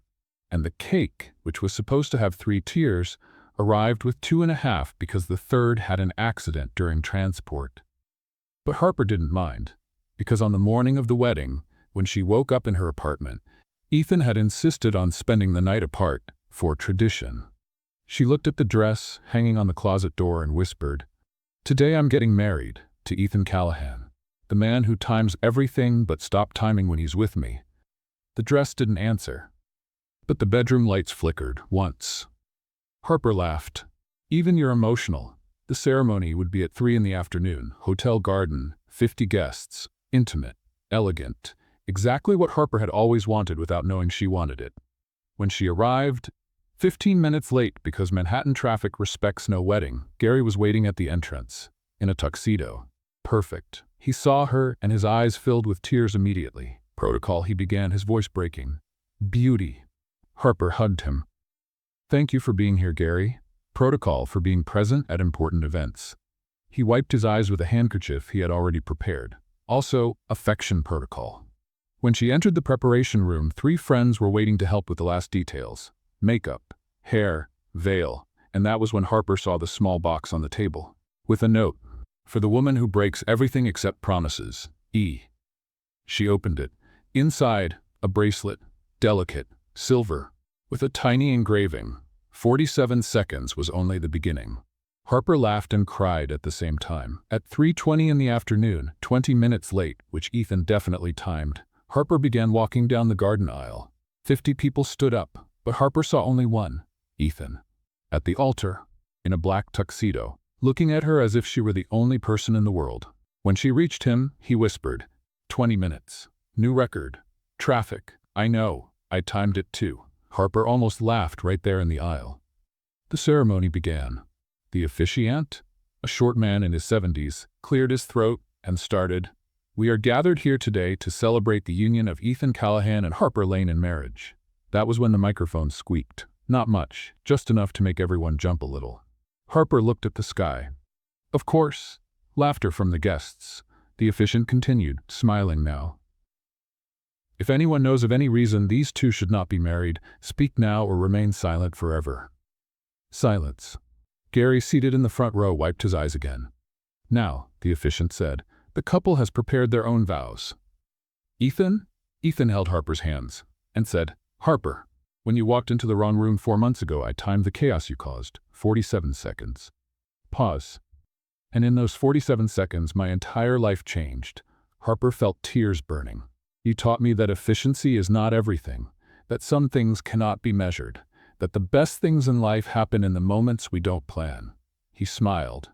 "And you taught me that it's all right when things break, because we fix them. Together." He took a piece of paper from his pocket. "I also made a list, because it's me. Laughter. Reasons why I love you. 1. You talk to yourself and don't care who hears. 2. You talk to inanimate objects. 3. Technology stops working around you and you think it's your fault. 4. You trip over rugs that are not supposed to move. 5. You make me laugh. 6. You make me feel. 7. You make me want to stop timing everything and just live." He folded the paper. "I love you. Every day, every second, timed or not." Harper was crying now. The officiant turned to her. "Harper," she wiped her tears, took a deep breath and said, "Ethan, I didn't prepare a list, because when I try to plan things, they go wrong. But when I don't plan, when I just let things happen, incredible things happen." She held his hands more tightly. "You saw me when no one else did. You believed in me when I didn't believe in myself. You held my hand when I fell, and you laughed at my chaos instead of trying to fix it." She smiled. "I love you because you make me want to be brave, because you make me feel that I am good enough, because with you, I am." Silence among the guests. Gary stood up, discreetly, to cry away from everyone. The officiant cleared his throat, clearly moved. The rings? The best man, Ethan's college friend, handed over the small box. Ethan took Harper's ring, held her left hand, and just as he was about to slide it on, Harper saw the ring slip from his fingers. Pure reflex. She moved her hand, caught the ring in midair. The entire audience gasped, then burst into applause and laughter. Harper stared at the ring in her hand, then at Ethan. "I caught it? You caught it," he was laughing. "Perfect reflex." "I caught a wedding ring in the air." "Apparently you only break technology. Physical objects you handle perfectly. Harper laughed too, and put the ring on her own finger. Ethan slipped on his. The judge, still smiling, said, "By the power vested in me by the state of New York, I now pronounce you husband and wife. You may tea." The microphone failed, completely. 3 full seconds of absolute silence. It came back. "Kiss the bride." Ethan looked at Harper, whispered, "I knew it." "Knew what?" "That you were going to break something." Harper laughed and he kissed her, right in the middle of her laugh. Deep, genuine, perfect. The audience erupted. Gary walked in at that exact moment, eyes red, handkerchief in hand, and started clapping, with tears running again. When they pulled apart, Ethan whispered, "Hello, Mrs. Callahan." Harper felt her heart melt. "Hello, Mr. Callahan." And they walked off the altar. Together. Married. Officially. The reception was in the ballroom next door. Dinner, speeches, cake, 2.5 tears, which everyone agreed was more funny than problematic. Gary gave a speech. He tried to talk, cried, tried again, cried more. Finally managed. Witness protocol. "I saw this woman walk into the building for the first time. 4 days on the job, nervous, unsure. Pause. And I saw her become the bravest person I've ever met." He looked at Harper. Protocol. "Honor, miss." "Sorry, Mrs. Callahan." More applause. More tears from everyone now. When the DJ played the first song for the newlyweds dance, Harper whispered, "I don't know how to dance." "I know," Ethan said, pulling her to the dance floor. "Neither do I." They danced. Awkward. Laughing. Tripping over each other. Perfect. 3 days later, Harper woke up in the king-size hotel bed in Paris because Ethan had insisted, "If we're doing a honeymoon, we're doing it right," and found 3 newspapers on the breakfast table. She picked up the first one. "Callahan Industries announces international expansion. New VP will be Harper Callahan," with a photo of her and Ethan at the gala. Harper blinked. "Ethan?" "Yes?" "You're joking." "I don't joke. I time things." "Ethan, VP of International Expansion. Board vote was unanimous." He sat beside her. "You start when we're back." Harper looked at the paper, then at him. "You planned this?" "Obviously." "On the honeymoon?" "Perfect timing." She picked up the second newspaper. "Richard Palmer sentenced to 12 years for corporate fraud." And the third, "Meredith Foss receives 8-year sentence in billion-dollar scheme." Harper read both. Slowly, and whispered, "They were convicted." "Justice took 3 months, but it came," Ethan said. 12 and 8 years. "They stole 83 million, destroyed lives, tried to destroy you." He took her hand. "It could have been more." Harper set the papers aside. "They lost everything. They never had anything real," Ethan said. "You do." Harper looked at him. At the man who had become everything. "I have you. You have me." He pulled her closer. "And a new job, and you'll probably break technology on 3 continents now." Harper laughed. "Probably." Ethan kissed her, and when they parted, she whispered, "Thank you." "For what?" "For seeing me. When I was invisible." "You were never invisible," he said. "You were just in the wrong place, until you walked into the wrong room and found the right one." Harper felt her eyes burn. "I love you." "I love you too." Ethan looked at his watch. Harper covered his wrist. "No." "But no timers on the honeymoon." He smiled. "Deal." And they stayed there, on the hotel balcony, Paris glowing below, 3 newspapers on the table telling 3 stories: victory, justice, and a new beginning. Harper looked at the city and whispered, "You think the lights here will flicker around me too?" "Probably." "And you don't mind?" Ethan turned her toward him. "I look forward to it." And he kissed her again, while inside the room, the TV flickered, once, and shut off. What did you think of Harper's transformation, from the girl who breaks everything to VP of International Expansion? Leave your thoughts in the comments. On a scale from 0 to 10, what score would you give this story? Don't forget to subscribe to the channel and activate the bell to receive more stories like this. See you next time.